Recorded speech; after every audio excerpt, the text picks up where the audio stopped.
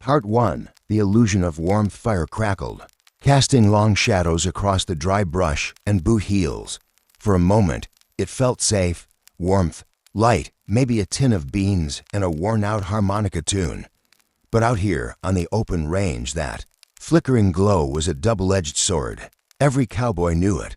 A campfire could be the only thing between you and freezing to death, or the exact thing that got you killed before sunrise. The prairie wasn't gentle. At night, the temperature dropped like a thrown horseshoe, and your own breath fogged the air before your nose. Fires were tempting and necessary, but if you lit one, you'd better sleep with one eye open and your saddlebag packed for a fast getaway. The first problem, dry grass. It sounds obvious, but when you've been riding all day and your legs feel like jelly, you're not always thinking straight. One lazy spark on a breeze, and suddenly that warm little camp becomes a hellish ring of flame.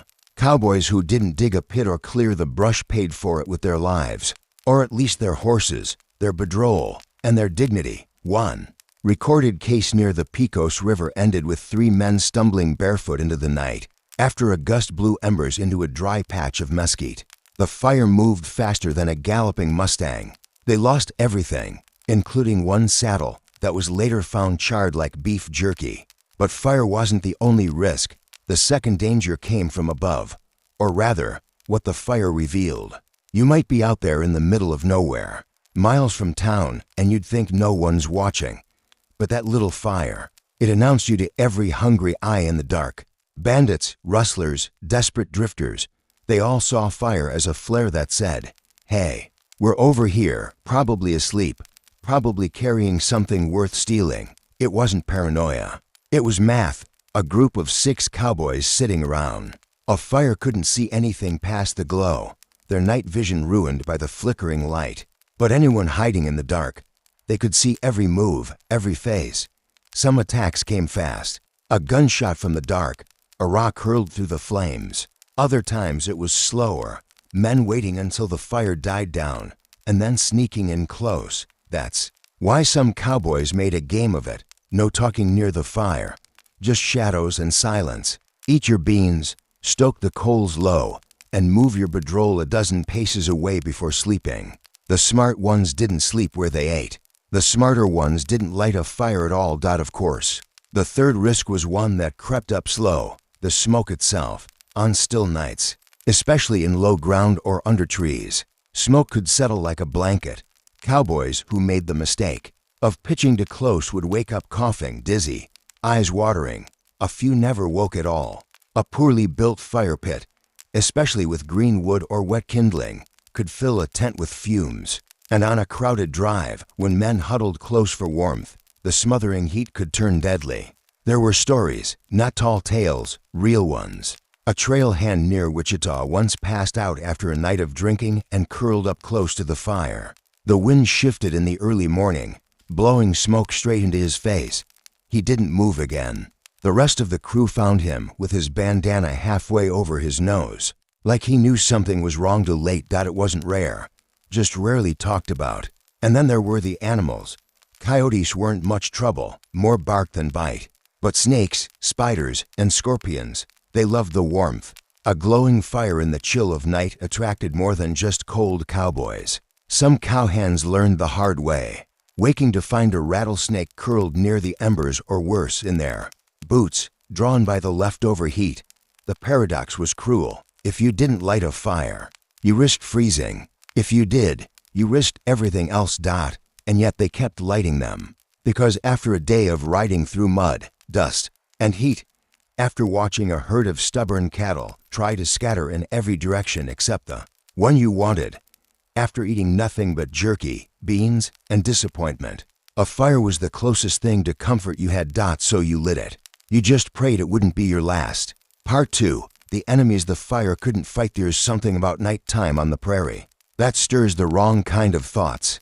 The sky stretches forever, black as a spilled ink quell, and every distant howl feels like it's meant just for you. A fire helped, a little. It gave you something to look at, something to focus on besides the wind whispering through the grass, or the sound of hooves that weren't yours. But the truth is, the fire only lit your fear, because the West was full of things that didn't like being seen. Cowboys learned early, don't get too comfortable. That soft glow that made the beans look better than they were.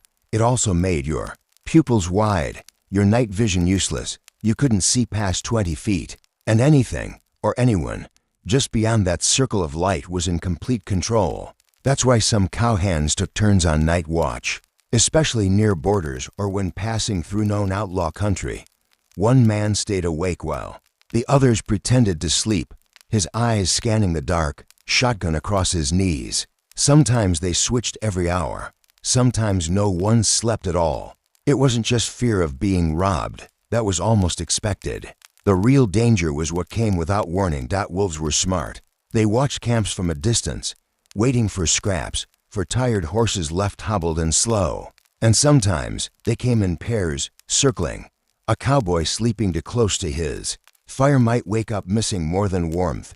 Even more dangerous were the two-legged predators. Rustlers liked to use firelight like a mirror. They'd wait in the dark until a cowboy's silhouette appeared clean and clear, and then fire a shot. One bullet, one shadow, one less trail hand. That's why the smartest cowboys started faking it. They'd light a fire in one place, then bed down in another, or prop up bedrolls with sticks and saddles to make it look like someone was asleep beside the flames. It worked more often than not. A rustler might take a shot, only to find out he just wasted his best bullet on a pile of blankets and an empty pair of boots. False camps became an art form. Blankets stuffed with straw, dummies wearing hats, even the occasional snoring rigged with a blowing canteen. If someone was watching, you wanted to give them something to aim at, just not you. But sometimes, the fire tricked the cowboy instead. There were countless stories of men swearing they saw something moving in the shadows, only for it to be a twisting branch, a blowing bush, or the tail end of a dust devil. One minute you think you're being watched, next you're waking up the entire camp with your shotgun blast, only to find you just shot your own saddlebag. It happened more than you'd think. That was the other curse of the campfire. It messed with your mind when you're exhausted, sore, and running on beans and black coffee. Your brain doesn't need much to go sideways. A crackling branch sounds like a footstep. A flicker of firelight looks like eyes. And suddenly, you're sitting bolt upright, heart hammering, pistol half drawn, over nothing. But you still watched. You still sat there, staring out into the black. Because the one time you didn't might be the one time it wasn't nothing. One story from the Texas Panhandle told of a greenhorn who laughed off the night watch, saying he'd trust the coyotes to stay polite. He bedded down close to the fire, didn't post a lookout, didn't even untie his boots. That night, a band of raiders slipped in so quietly they were already halfway through his gear. Before he noticed, they left him with nothing but a tin plate and his long johns. He survived, barely, but he never camped alone again. Some cowboys learned to sleep in short bursts. Others developed the skill of dozing with their hand on the grip of their revolver. You could always tell the veterans. They slept on their side, one eye cracked, boots half on, saddle under their head over their face, but not really asleep. Because out there, next to a fire, you weren't just resting. You were waiting for the wind to shift, waiting for the coyote to howl too close, waiting for footsteps that didn't belong to your crew. And if you were lucky, the fire would burn low, the shadows would pass, and morning would come with nothing worse than a stiff back and a half-burned log. But not every cowboy was lucky. And as we'll see next, sometimes the worst danger didn't come from others, but from the fire itself. Part 3, when the fire turned on you. A good fire was supposed to protect you. But more than a few cowboys learned the hard way that sometimes the thing you lit to stay alive was the very thing that nearly killed you. The most common threat: runaway flames out on the plains. It didn't take much. One gust of dry prairie wind, one careless ember tossed into tall grass, and suddenly the fire wasn't yours anymore. It belonged to the land. Wildfires didn't start big. They started with a pop, a hiss, and then a racing line of flame that sprinted across the ground like it was being chased by the devil himself. That's why the old-timers always cleared a circle, 10 feet bare, minimum, stomp down the brush, dig a trench if you had time, And never, ever leave a fire burning when you stepped away. But exhaustion makes fools of men. Some trail hands, after days of riding, would collapse beside the flames, too tired to care about safety, and sometimes they didn't wake up when the fire came back for them. There's a story out of northern Colorado. Two cowboys, brothers, made camp by a dry creek bed. They did everything wrong, set up next to weeds, stacked their firewood too close, and then fell asleep without smothering the coals. That night, the wind shifted. One ember flew into the brush. Within minutes, their entire bedroll was burning. One brother rolled into the creek bed and survived with singed hair. The other never got up. It wasn't rare. It was just quiet. Cowboys didn't write about their mistakes, especially when they burned down half a hillside. But not every fire had to get that big to be deadly. Some just needed to be built wrong. Green wood, still damp inside, made thick smoke. So did sapwood, pine especially. Add in a low breeze, and that smoke didn't rise, it crawled. If your face was too close, or your tent wasn't vented right, you could pass out before you knew you were in danger. Most cowboys learned to pitch their bedrolls a good distance away, not just from the heat, but from the smoke. But some still liked sleeping close, especially in cold weather. Curling up near the coals felt safe, cozy, even, until the wind dropped and the smoke sank low, and you woke up choking on your own fire. Some never woke up at all. And then there were the flash burns. If a cowboy tossed kerosene on wet kindling, or used too much grease-soaked paper to get the flames going, the fire could leap back fast. It wasn't like lighting a match. It was like setting off a cannon. More than one greenhorn lost his eyebrows, his beard, or worse, his vision, trying to get a stubborn campfire to catch. Out on the trail, medical help was miles, sometimes days away. Burn cream, bandages, forget it. If you got scorched, you doused it with water, gritted your teeth, and hoped you didn't get infected.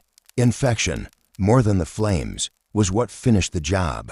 And even when the fire stayed where it belonged, it caused problems. Sparks jumped. Clothes dried too close to the heat could catch. Saddlebags left by the flames could melt, buckle, or catch. Horses spooked at the sudden flare. More than one cowboy woke up to find his only pair of boots half-cooked after leaving them by the coals to warm up. Then there was the noise. A fire made crackling sounds, natural ones, but to a tired mind, they could mimic danger. Was that a twig breaking or a rifle being cocked? Was that popping log a footstep or worse, something slithering close? The fire played tricks. Even the shadows it cast could stir panic. One cowboy described it as a moving circus of nightmares. The way branches swayed, how saddle horns looked like silhouettes, how nothing ever stayed still. And for all that, they still lit fires, because without them, the cold would take over. The darkness would win, and maybe that's what made cowboys risk it, night after night. They knew the danger, but they also knew what it felt like to be truly alone out there. No fire, no light, no warmth, just the stars and whatever was waiting in the black dot. Better to face the fire's wrath than feel the chill in your bones. But there was still one last risk, one thing that made campfires most dangerous of all. It wasn't the heat. It wasn't the light. It was what you did while the fire burned, and what you failed to hear while it crackled. Because the West didn't care about your comfort. It waited for distraction, and fire was the perfect one. Part 4. Smoke, superstition, and survival. If you stayed on the trail long enough, you developed rules, not the kind written down, but the kind burned into you by fear and hard lessons. Rule 1. Never trust a quiet fire. If it burns to calm, it's probably about to surprise you. Rule 2. Never fall asleep first, not unless you wanted to wake up to your mustache smoking. Rule 3. Never say you're safe, not out loud, not even as a joke. Cowboys weren't superstitious by choice. The trail just gave them too many reasons to be. Some believed certain woods cursed the flame. Cottonwood, for example, was said to burn backwards, throwing sparks when no one was watching. Others swore by using juniper because it kept the devils out. A few old-timers carried flint from their father's saddlebag, never using matches, convinced that store-bought fire was somehow unlucky. But the biggest superstition? Never point at the fire. It sounds silly, but they'd slap your hand away. It calls things. They'd whisper, calls them from the dark, whether that meant outlaws, animals, or something worse depended on who you asked. But nobody wanted to test it. And yet, for all their rules and fears, cowboys needed fire more than they feared it. It cooked what little food they had. It boiled water clean enough to drink. It gave you a place to dry your socks. Heat up coffee so strong it could wake the dead. And sometimes just sit and pretend, for 10 minutes, that you weren't hundreds of miles from anything soft or safe. Sometimes cowboys talked by the fire, but mostly they sat in silence. They'd stare into the flames like they could read the smoke. Some said you could see home in it if you stared long enough. Others claimed to see faces, old friends, lost cattle, regrets that never quite burned away. And when the silence stretched too long, someone would always poke the coals, stir the pot, and mutter something like, "Better hot than hunted," or "Ain't the fire that gets you, it's the thinking." Evenings around the campfire were a strange mix of comfort and threat. One moment, someone's telling a dirty joke. The next, everyone's frozen because they heard a noise or thought they did. Just a twig snapping, maybe a coyote, maybe not. That's why some cowboys took to carrying fire iron, a second pistol warmed near the flame, close at hand, not for duels, not for hunting, just for that moment between "I think I saw something" and "too late." But the most respected cowboys weren't the fastest or loudest. They were the ones who knew how to control a campfire. The old cook, with hands like leather and eyes like smoke, knew exactly how to build one that wouldn't spit. He knew how to make it just bright enough to cook, but low enough not to draw attention. He could bank coals so they'd last the night, then flare back up with a puff come dawn. You listened to that man. You didn't argue when he said, "Too much wood'll get us killed," or "We move the fire behind that rock." He'd seen what happened when you didn't listen. And in the end, that was the difference. It wasn't the fire itself that was the problem. It was how you used it, how you respected it, how you didn't forget, even for a second, that this little circle of warmth you built could just as easily burn everything down, including you. Cowboys didn't fear the dark because it was dark. They feared it because they knew light could betray them, could make them a target, could blind them just long enough. So when the fire got low, and the stories ran out, and the beans were finished, they didn't let it blaze for show. They let it die, slow and careful, and let the stars take over.